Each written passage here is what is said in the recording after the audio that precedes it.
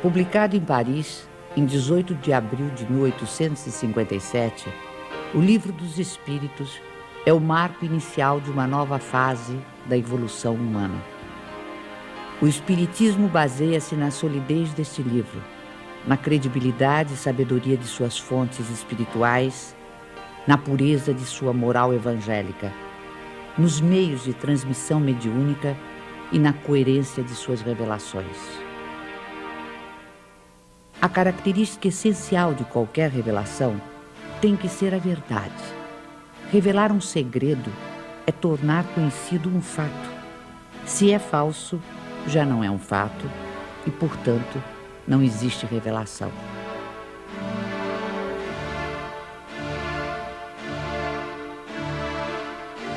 Todas as ciências que nos fazem conhecer os mistérios da natureza são revelações, e pode dizer-se que há para a humanidade uma revelação incessante. A astronomia revelou o mundo dos astros, que não conhecíamos. A geologia revelou a formação da Terra. A química revelou a lei das afinidades entre as substâncias. A fisiologia revelou as funções do organismo.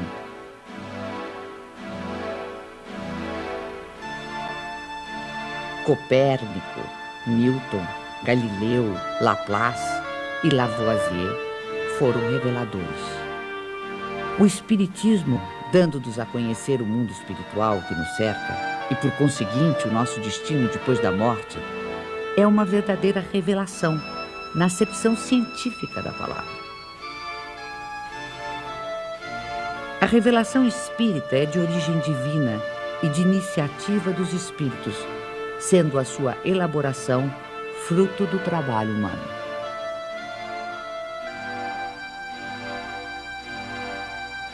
Obedecendo a uma sequência histórica, a primeira revelação divina teve sua personificação em Moisés, a segunda no Cristo. A terceira não a tem em um só indivíduo. Aí está um caráter essencial de grande importância.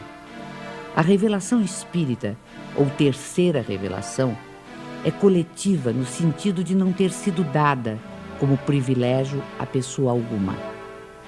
Foi espalhada simultaneamente por sobre a Terra a milhões de seres humanos de todas as idades e condições.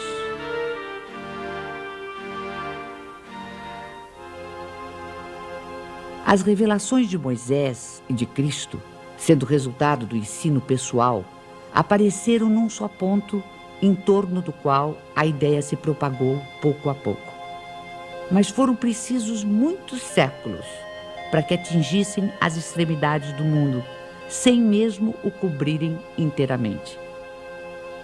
A revelação espírita, não estando personificada em um só indivíduo, surgiu simultaneamente em milhares de pontos diferentes, que se tornaram centros ou focos de irradiação.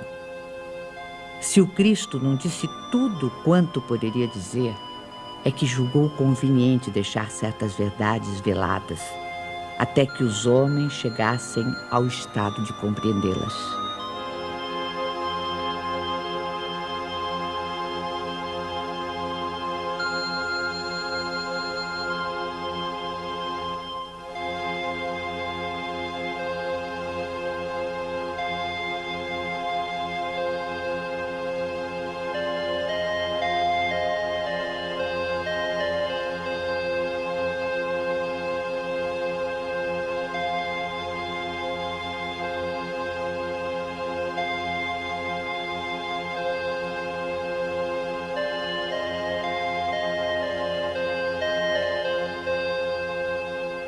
Mas quem toma a liberdade de interpretar as escrituras sagradas?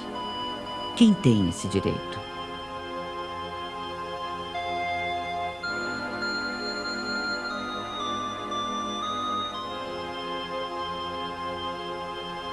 Neste século de emancipação intelectual e de liberdade de consciência, o direito de exame pertence a todos, cientistas, religiosos, filósofos e pesquisadores. Os homens, cada vez mais esclarecidos, à medida que novos fatos e novas leis se forem revelando, saberão separar da realidade os sistemas utópicos. Ora, as ciências tornam conhecidas algumas leis.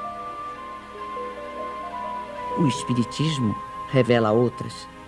Todas são indispensáveis à inteligência dos textos sagrados de todas as religiões, desde Confúcio e Buda até o cristianismo. Um último caráter da revelação espírita é que, apoiando-se em fatos, tem que ser, e não pode deixar de ser, essencialmente progressiva, como todas as ciências de observação. Caminhando de par com o progresso, o Espiritismo jamais será ultrapassado. Se uma verdade nova se revelar, ele a aceitará.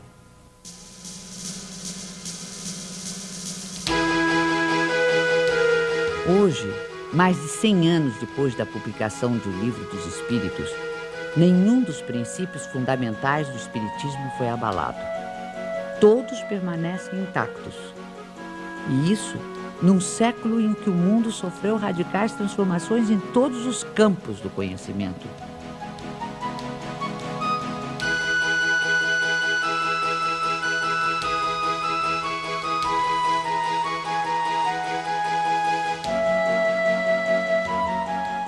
O que se pode observar é que o desenvolvimento da ciência se processa justamente na direção dos princípios espíritas. O exemplo mais recente está nos jornais. Depois do átomo e de todas as suas subdivisões, os cientistas acabam de dar mais um passo no estudo do microcosmo. Agora, com o anúncio oficial da descoberta do top quark, a partícula mais fundamental da matéria. Esta conquista científica, que ajudará a entender planetas, estrelas, galáxias e a própria vida, vem confirmar ensinamentos que já nos haviam sido antecipados pelo capítulo 2º de O Livro dos Espíritos, sobre os elementos gerais do universo e as propriedades da matéria.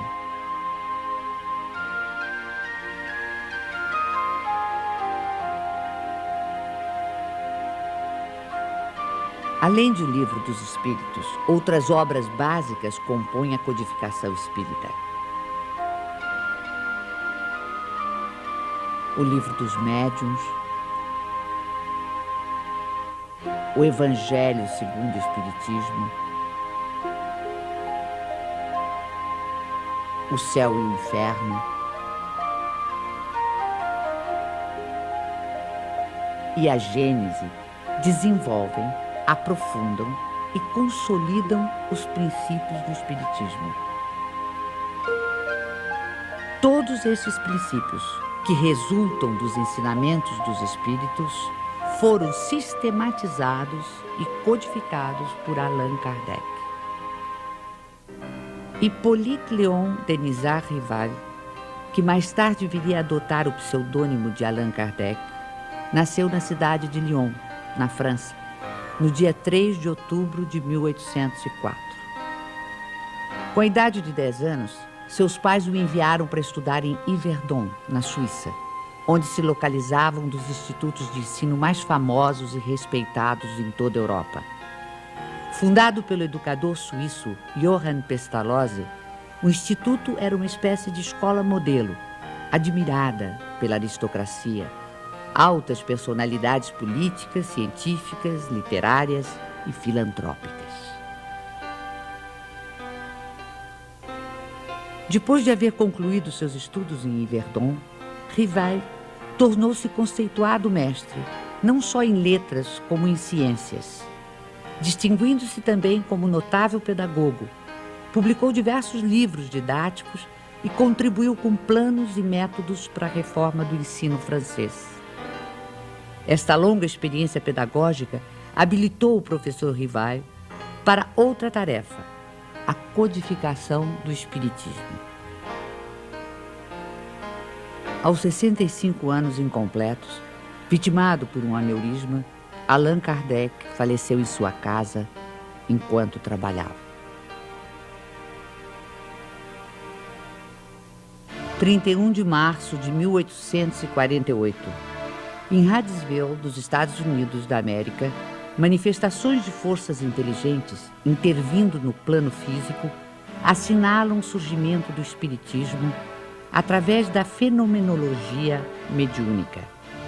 A seriedade desses acontecimentos teve imensa repercussão até mesmo na Europa.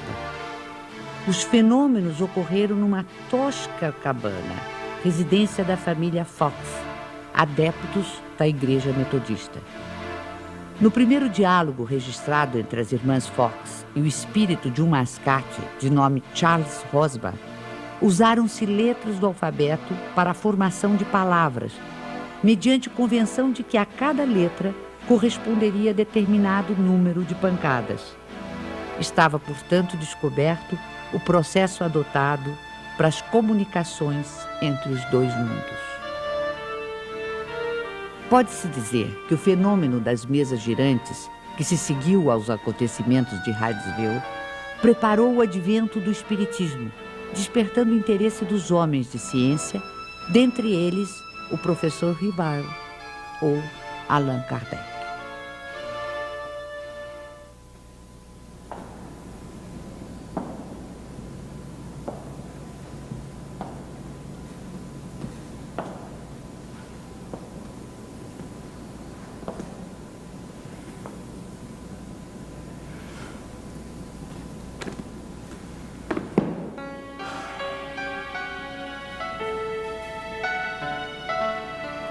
Foi em 1854 que pela primeira vez ouvi falar das mesas girantes. Encontrei um dia o magnetizador, o Sr. Fortier, que conhecia desde muito tempo. Disse-me ele que já não eram somente as pessoas que podiam se magnetizar, mas também as mesas, conseguindo-se que elas caminhassem e girassem à vontade. O fato não me pareceu radicalmente impossível. O fluido magnético, que é uma espécie de eletricidade, pode perfeitamente atuar sobre corpos inertes e fazer que eles se movam.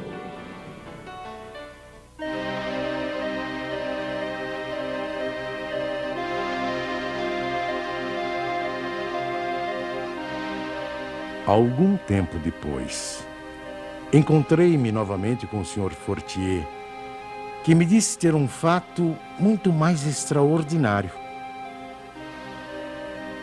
A mesa não só se movia, como também falava. Interrogada, ela respondia através de sinais.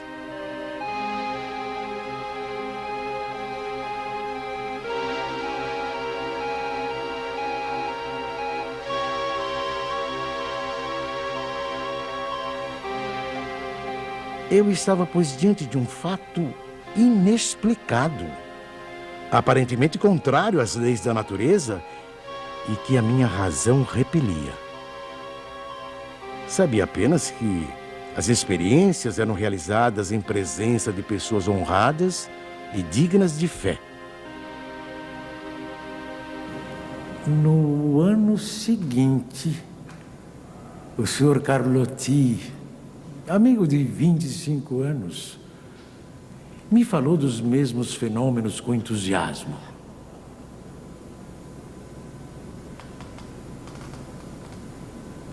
Foi ele o primeiro a me mencionar a intervenção dos espíritos.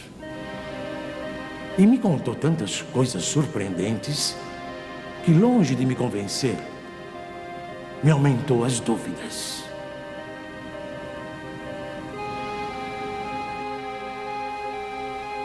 Tempos depois, fui convidado a assistir às experiências que se realizavam em casa da senhora Plane-Maison. Aceitei imediatamente.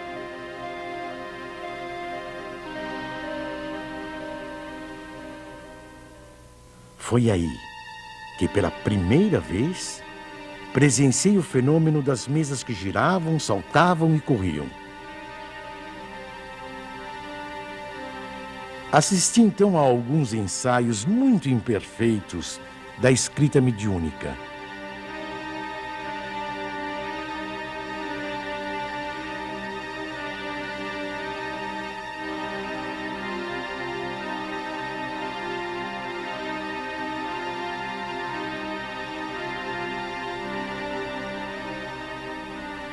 sem dúvida, havia ali um fato que necessariamente decorria de uma causa.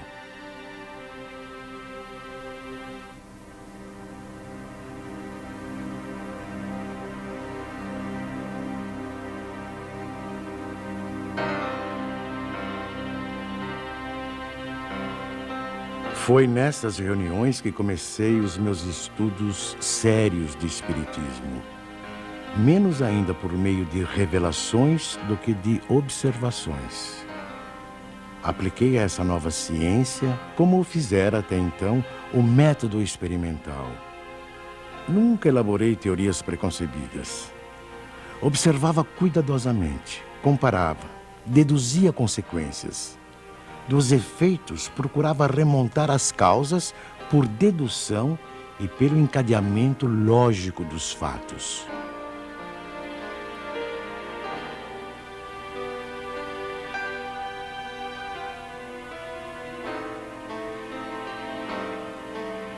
Um dos primeiros resultados que colhi das minhas observações foi que os espíritos, nada mais sendo do que a alma dos homens, não possuíam nem a plena sabedoria, nem a ciência integral.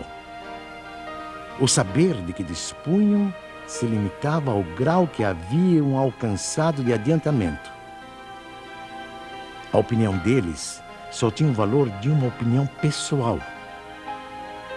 Esta constatação me preservou de acreditar na infalibilidade dos espíritos e me impediu de formular teorias prematuras, tendo por base o que fora dito por alguns deles.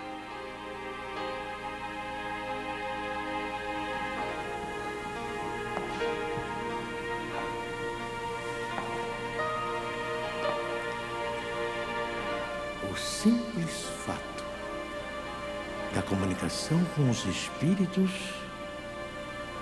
dissessem eles o que dissessem, provaria a existência do mundo invisível ambiente. Já era um ponto essencial, um imenso campo aberto às nossas explorações. O segundo ponto, não menos importante, é que aquela comunicação permitia que se conhecesse o estado desse mundo, seus costumes. Se assim podemos nos exprimir. No ano seguinte, em 1856, passei a frequentar também as reuniões espíritas que se celebravam em casa do Sr. Rustam. Eram sérias essas reuniões e se realizavam com ordem. As perguntas fúteis haviam perdido todo atrativo para a maioria das pessoas. Quanto a mim, ia obtendo a resolução dos problemas que me interessavam, do ponto de vista da filosofia, da psicologia e da natureza do mundo invisível. Levava para cada sessão uma série de questões preparadas e metodicamente dispostas. Pouco a pouco, as sessões iam assumindo caráter muito diverso. Entre os assistentes contavam-se físicos, matemáticos, estudiosos e cientistas das mais diferentes áreas do conhecimento humano. Todos formulando perguntas, aprofundando temas e questões.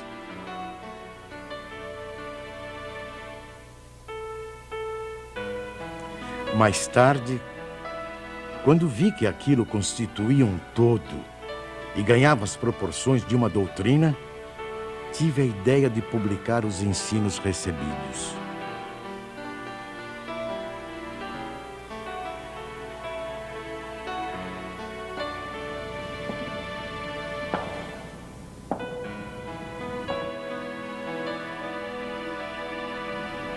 O meu trabalho, em grande parte, já estava concluído e tinha as proporções de um livro. Mas eu fazia questão de submetê-lo ao exame de outros espíritos, com o auxílio de diferentes médiuns. Mais de 10 médiuns participaram do trabalho. Da comparação e da fusão de todas as respostas coordenadas, classificadas, e muitas vezes retocadas no silêncio da meditação, foi que eu organizei a primeira edição de O Livro dos Espíritos.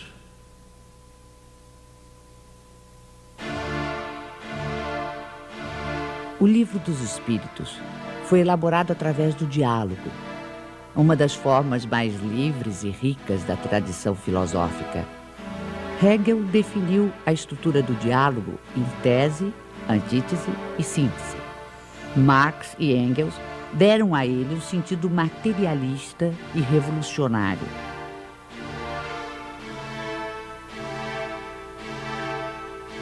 Em vez de enfatizar as contradições, os conflitos e as lutas dos opostos, a dialética espírita prefere a compreensão, a união dos contrários, o entendimento que conduz ao progresso. Pela primeira vez surge uma comunicação como esta.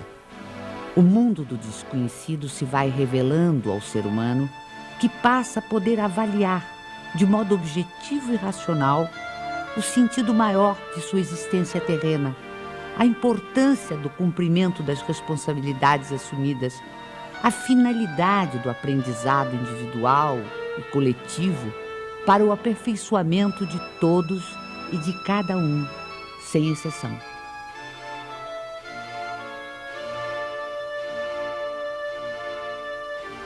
A fé inabalável é a que pode encarar frente a frente a razão, em todas as épocas da humanidade. É aí que reside a principal força do Espiritismo. Força que não fica apenas circunscrita ao plano filosófico, mas que também se estende aos planos científico e religioso. Científico, porque o Espiritismo é uma ciência que demonstra experimentalmente a existência da alma e sua imortalidade.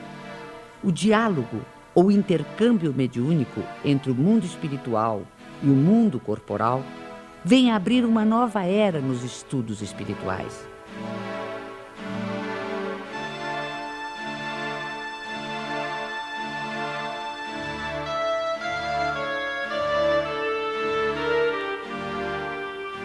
Antes desse tipo de comunicação, o conhecimento humano se dividia radicalmente entre os mistérios divinos e a experiência terrena.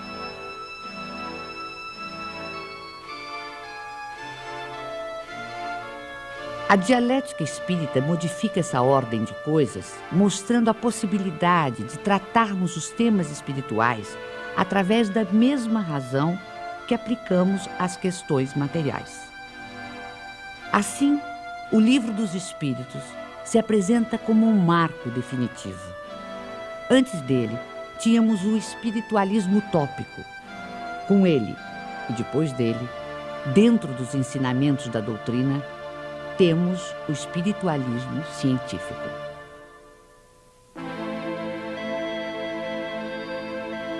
Não existe o sobrenatural senão para o desconhecimento humano das leis naturais. No plano religioso, o Espiritismo nos leva a compreender o significado e verdadeira extensão da palavra fé. O Espiritismo não tem cultos instituídos, nem igrejas, nem imagens, nem rituais, nem dogmas, nem mesmo hierarquia sacerdotal ou sacerdócio. Através dos ensinamentos espíritas, pode-se fazer uma diferença entre religião propriamente dita e religiões no sentido de seitas humanas.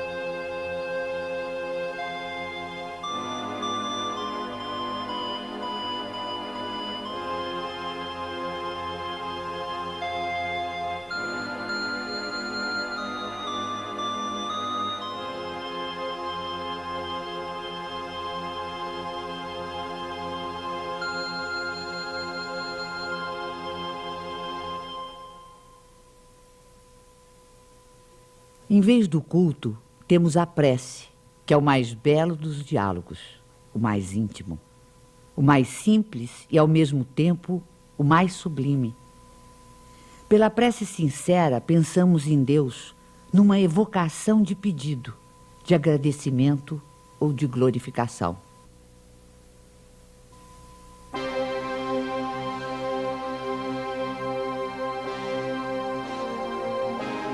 A história da ideia de Deus mostra-nos que ela sempre foi relativa ao grau de intelectualidade dos povos e de seus legisladores.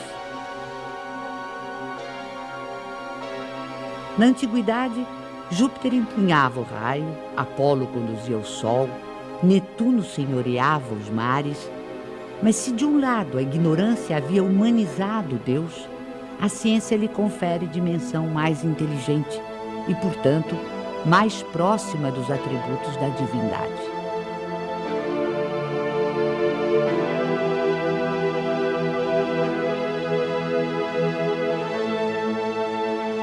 Racionalmente, não é possível admitir um efeito sem causa. Olhando o universo imenso, a ordem e harmonia a que obedece a marcha dos mundos inumeráveis, olhando ainda os seres da natureza, o reino vegetal e os minerais, com suas admiráveis variedades,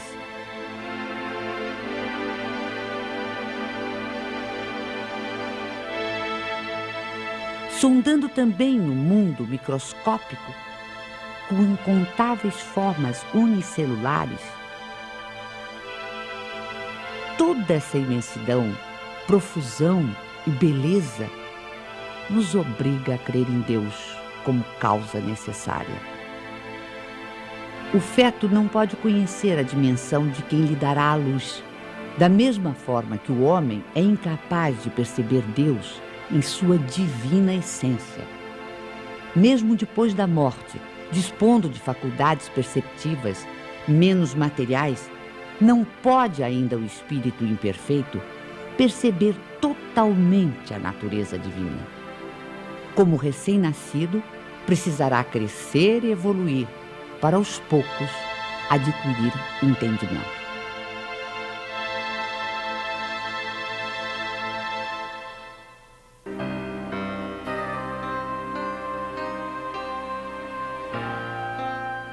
No estágio evolutivo em que se encontra, é pelo sentimento, mais do que pelo raciocínio, que o homem pode compreender a existência de Deus.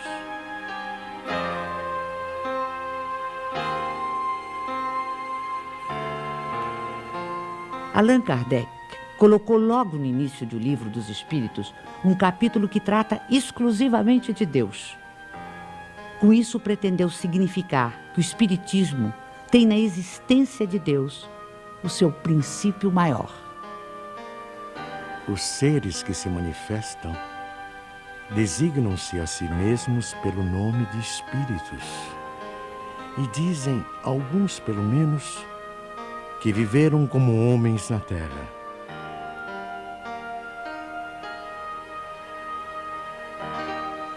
Os principais ensinamentos que eles nos transmitiram. Deus é eterno, imaterial, imutável, único, todo-poderoso, soberanamente justo e bom.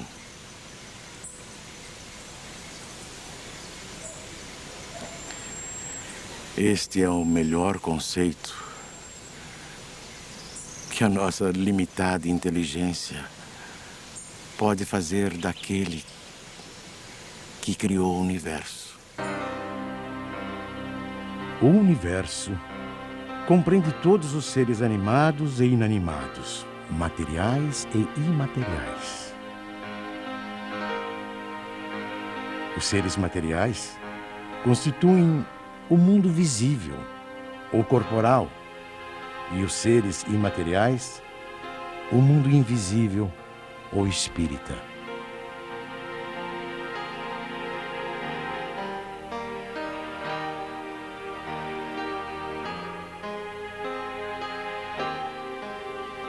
O mundo espírita é o mundo normal, primeiro, eterno.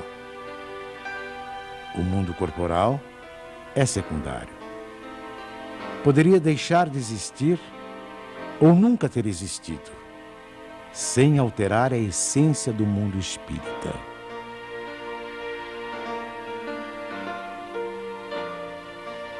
Os espíritos revestem temporariamente um invólucro material, perecível, e sua destruição pela morte os devolve à liberdade.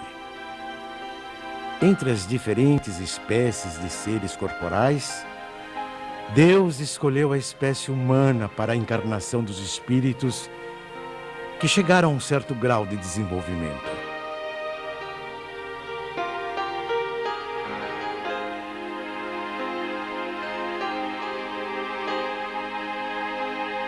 A alma é um espírito que encarnou e, portanto, um ser imaterial e individual que reside em nosso corpo e a ele sobrevive. Antes de se unir ao corpo, a alma é um dos seres inteligentes que povoam o mundo invisível. Ao revestir temporariamente um invólucro carnal, a alma adquire as condições materiais para se purificar e se esclarecer. A união da alma com o corpo começa na concepção, mas só se completa com o nascimento.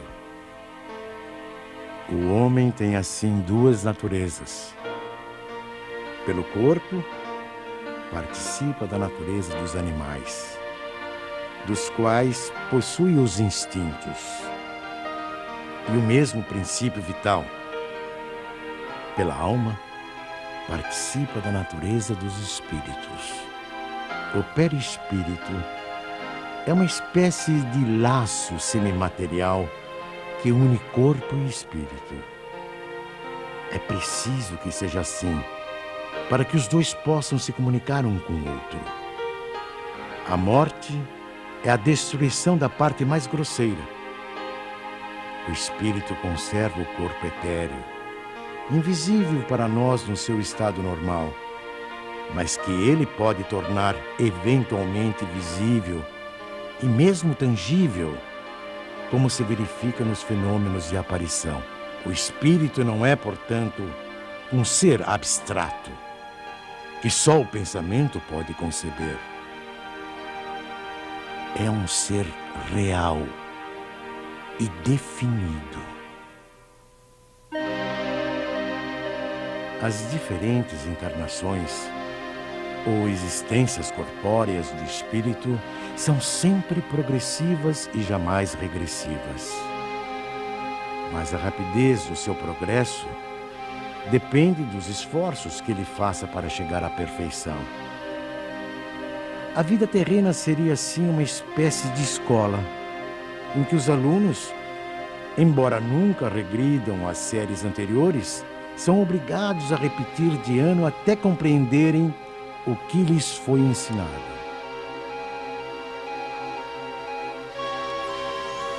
Sem as sucessivas provas das vidas corporais, não haveria justiça.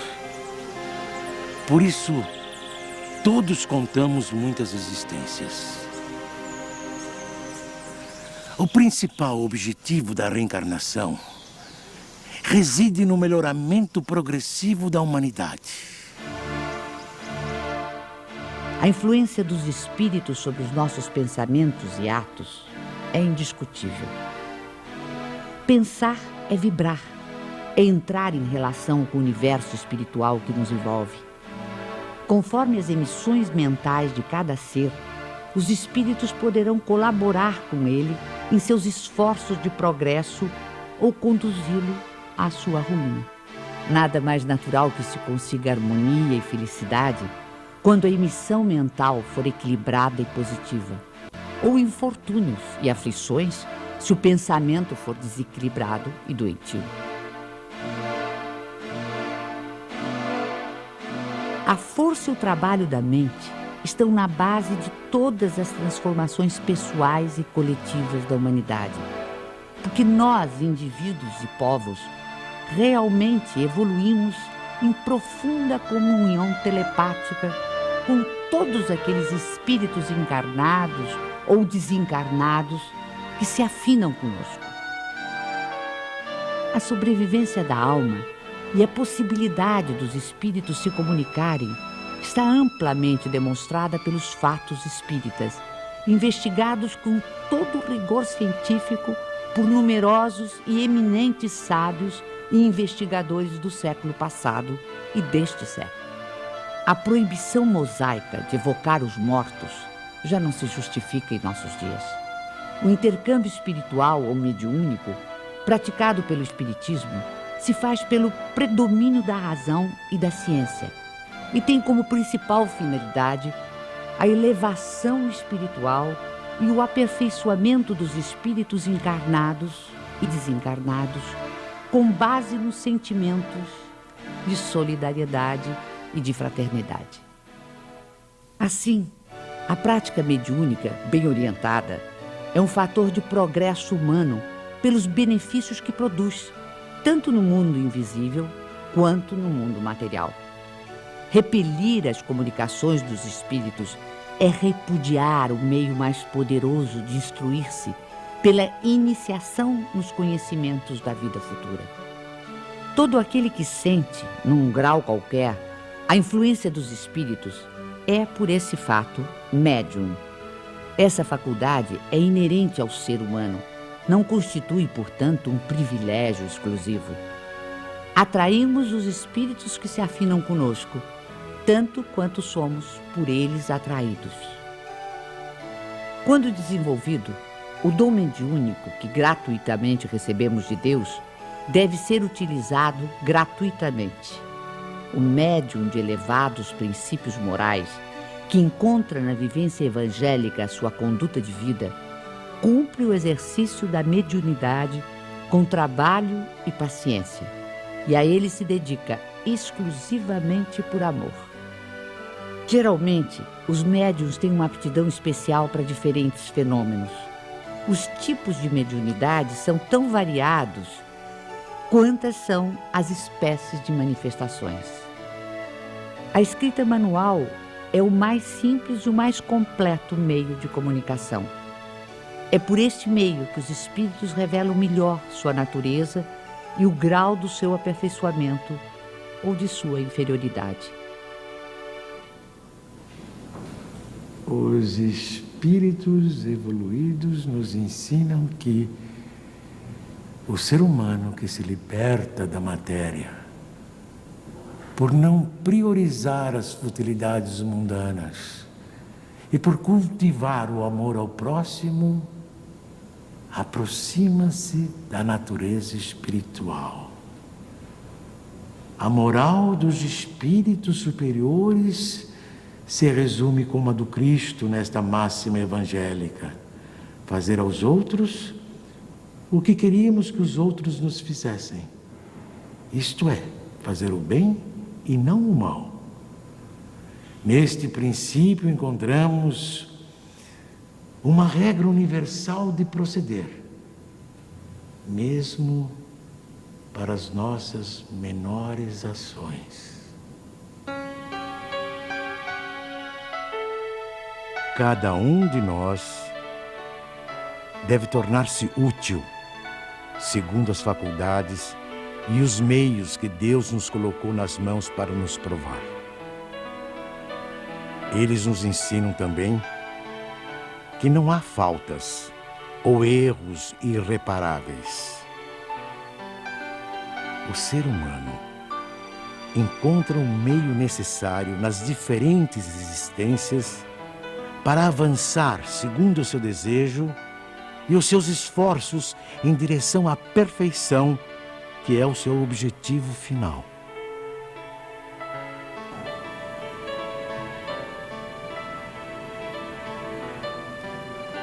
Este é o resumo da doutrina espírita,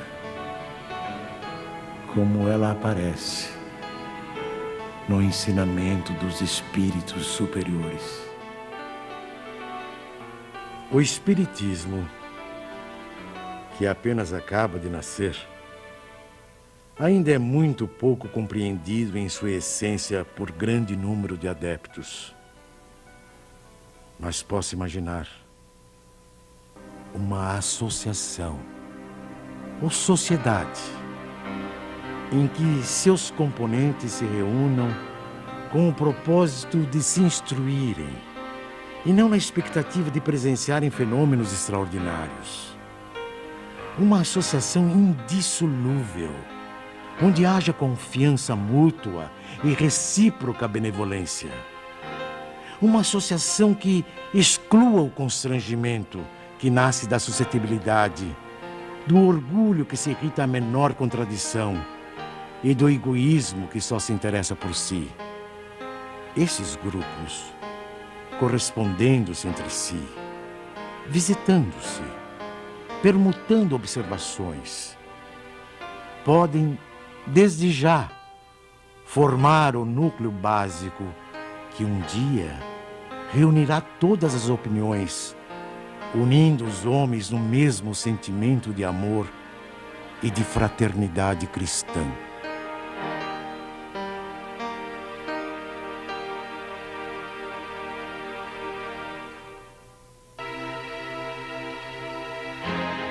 Assim, embora tenha previsto a possibilidade de as reuniões espíritas atraírem número bastante elevado de participantes, Kardec aconselha que estas reuniões se multipliquem, de preferência através da constituição de grupos menores. Espalhados por todo o mundo, os centros espíritas constituem-se em abençoadas escolas. São centros de estudo, de fraternidade, de oração e de trabalho. Pelo volume de obras que realizam, tornaram-se também verdadeiras instituições sociais e assistenciais, que têm sempre presente o espírito do núcleo básico de que nos fala Kardec. Núcleo de amor, onde o aperfeiçoamento individual é prioritário, porque leva naturalmente ao aperfeiçoamento do grupo social e da humanidade.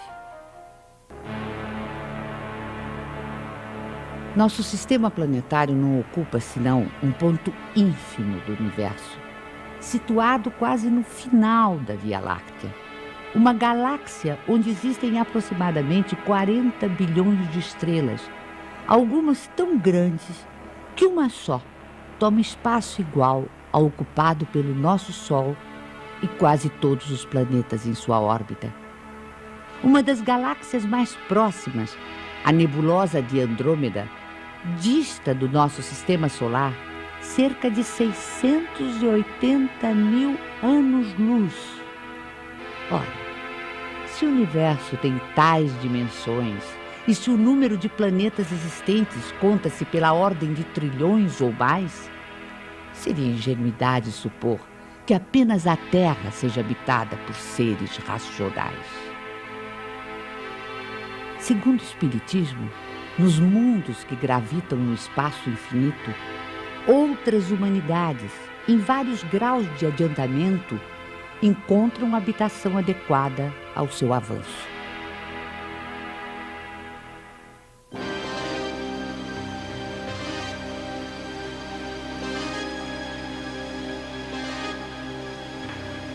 Dentre os mundos inferiores, encontra-se a Terra, com suas expiações e provas, com seus extremismos políticos, intolerâncias ideológicas, fanatismos religiosos e injustiças sociais.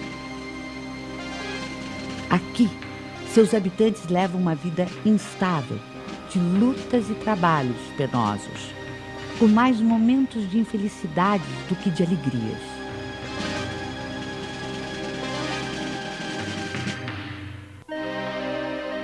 A época atual é de transição, época em que convivem os espíritos de vários níveis de adiantamento. Assistimos à partida de uns e a chegada de outros. A evolução é contínua. Em cada criança que nascer, em vez de um espírito atrasado e inclinado ao mal, que antes nela encarnaria, virá um espírito mais adiantado e propenso ao bem.